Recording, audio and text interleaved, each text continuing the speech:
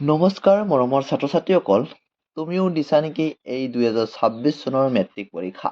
যদি তুমি দিছা তেন্তে এই ভিডিঅ'টো শেষলৈকে চাবা।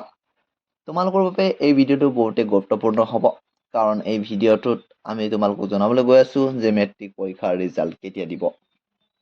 ছ'চিয়েল মিডিয়াত বহুতে কৈ আছে যে 9 এপ্ৰিলত ৰিজাল্ট দিব, কিন্তু এই কথাটো সঁচা নে মিছা আজি এই ভিডিঅ'টো তোমালোকক জনাম। গতিকে ভিডিঅ'টো শেষলৈকে চাবা, আৰু যদি ভিডিঅ'টো তোমালোকৰ বাবে হেল্পফুল হয় তেন্তে ভিডিঅ'টো এটা লাইক কৰিবা আৰু ভিডিঅ'টো বন্ধুবোৰলৈ শ্বেয়াৰ কৰি দিবা।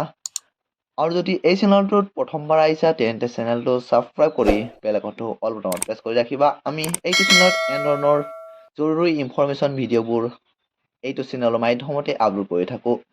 ব'লা এতিয়া চোৱা, ৰিজাল্টৰ ডেট কনফাৰ্ম হ'লে শিক্ষামন্ত্ৰীয়ে টুইটাৰৰ মাধ্যমত জনাই দিব আৰু ছেবাৰ তৰফৰ পৰাও অফিচিয়েলি নটিচ দিব।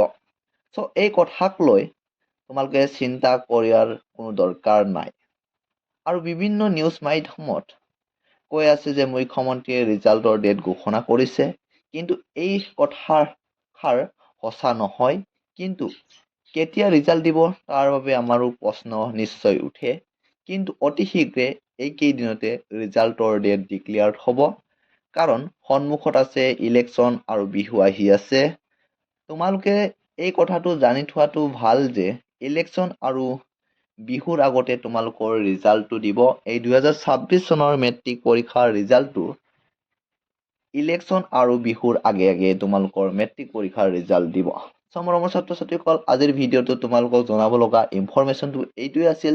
যদি তোমালোকৰ বাবে হেল্পফুল হৈছে তেন্তে ভিডিঅ'টো এটা নিশ্চয় লাইক কৰিবা আৰু চেনেলটো ছাবস্ক্ৰাইব কৰিবা, ভিডিঅ'টো বন্ধুবোৰ শ্বেয়াৰ কৰিবা। আজিৰ ভিডিঅ'টো তোমালোকক শেষলৈকে চোৱাৰ বাবে ধন্যবাদ জনাইছোঁ।